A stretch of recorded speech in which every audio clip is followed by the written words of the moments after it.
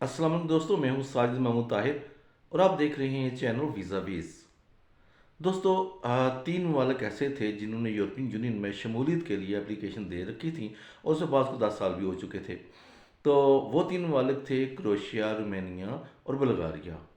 تو دو ممالک پر اعتراضات اٹھے ہیں کافی، ان میں بلغاریہ اور رومانیہ شامل ہیں۔ رومانیہ پر بھی دو ممالک نے اعتراضات کیے تھے۔ تو اس طرح جو گزشتہ میٹنگ ہے اس میں یہ دونوں ممالک جو ہیں وہ یورپین یونین میں شامل ہونے سے رہ گئے ہیں۔ تو ایک ملک جو ہے اس کے ڈاکومنٹس اپروو ہو چکے ہیں اور وہ ملک ہے کروشیا۔ کروشیا 1 جنوری 2023 کو باضابطہ طور پر یورپین یونین اور شنجن سٹیٹ جو فری زون ہے ٹریولنگ کا، اس کا حصہ بن جائے گا۔ نان ای یو کنٹری میں سے کوئی بھی شخص جو ہے وہ ای یو ممالک کے اندر 6 ماہ تک قیام کر سکتا ہے۔ تو 6 ماہ وہ اسے اپنے ملک میں رہنا پڑیں گے یا کہیں اور بھی رہ لے، لیکن 6 ماہ سے زیادہ وہ 1 سال کے اندر یورپین یونین کے اندر وہ نہیں رہ سکتا۔ تو اس کے لیے چونکہ یہ جتنے بھی زیادہ اکٹھے ممالک ہوئے ہیں، اس میں آپ کے لیے اور زیادہ آسانی ہوگی ہے کہ آپ ایک ملک سے دوسرے ملک میں جا سکتے ہیں، دوسرے سے تیسرے میں جا سکتے ہیں، راستے میں کوئی بارڈر چیک نہیں ہے، کوئی پاسپورٹ چیک نہیں ہے۔ تو یہ آپ کے لیے بہت آسانی ہے۔ یورپ کو لوگ اس لیے پسند کرتے ہیں، وہاں پھر کافی چیزوں کی آزادی حاصل ہے، وہاں پہ وائن ہے، آزاد لیونگ سٹینڈرڈ ہے، اور مذہب اور کلچر کے حوالے سے بڑا سیکولر سسٹم وہاں پر موجود ہے۔ یورپین زون میں داخل ہونے کے بعد آپ کے لیے بہت ساری آسانیاں پیدا ہو جاتی ہیں۔ آپ چاہیں تو فرانس سے جرمنی ٹریول کر سکتے ہیں، اور اسپین سے آسٹریا، ہنگری، کہیں بھی آپ چاہیں تو آپ without document check, without passport آپ ٹریول کر سکیں گے، اور آپ کے لیے کہیں بھی رکنے کی ضرورت نہیں ہے۔ یہ جو شنجن سٹیٹ کا معاہدہ ہے، یہ ایسا ہی ہے کہ ایک ویزا وہ کور کرتا ہے 26 ممالک، ابھی 27 ممالک ہو جائیں گے، چونکہ یو کے اس میں سے ودرا کر چکا ہے۔ اگر اس لیے پہلے سے جو 27 ممالک 26 ممالک ہو گئے تھے، اب یہ پھر سے 27 ممالک ہو گئے ہیں۔ ان میں ابھی سلوینیا بھی اس کے اندر شامل ہے، وہ بھی شنجن زون کا حصہ بن گیا ہے۔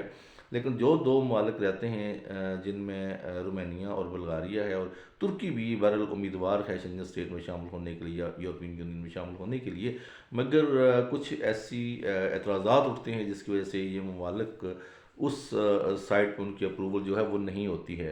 1 جنوری 2023 سے سلوینیا اور ہنگری دونوں یورو زون میں شامل ہو جائیں گے، اور وہ بھی یورو کرنسی جو ہے وہ اڈاپٹ کر لیں گے۔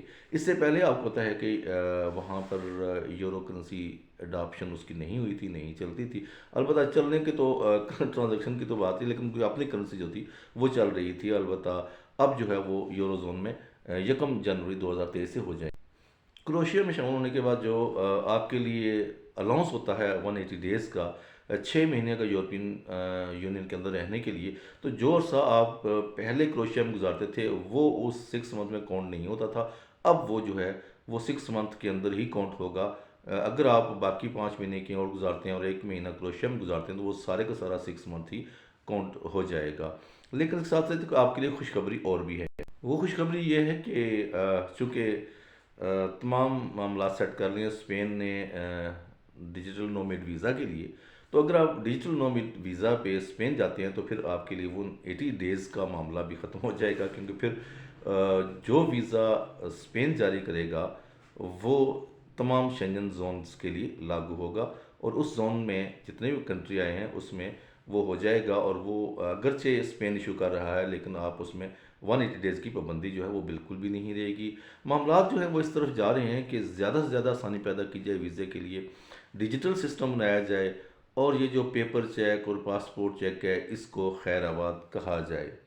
ایک اور عام بات یہ ہے کہ یورپ 2023 میں ہی الیکٹرانک ویزے ایشو کرنے کا پلان رکھتا ہے۔ جس طرح امریکہ کا ایسٹا سسٹم ہے، اسی طرح سے یورپین یونین کا ویزا بھی الیکٹرانک ویزا ہو جائے گا، اور جب یہ ویزا ہو جائے گا تو پھر آپ کے لیے ٹریولنگ میں اور کیو میں کھڑے ہونے سے آپ کی جان چھوٹ جائے گی۔ امید ہے کہ آپ کو یہ آج کی انفارمیشن پسند آئی ہوگی۔ تھینک یو سو مچ۔ اللہ نگہبان۔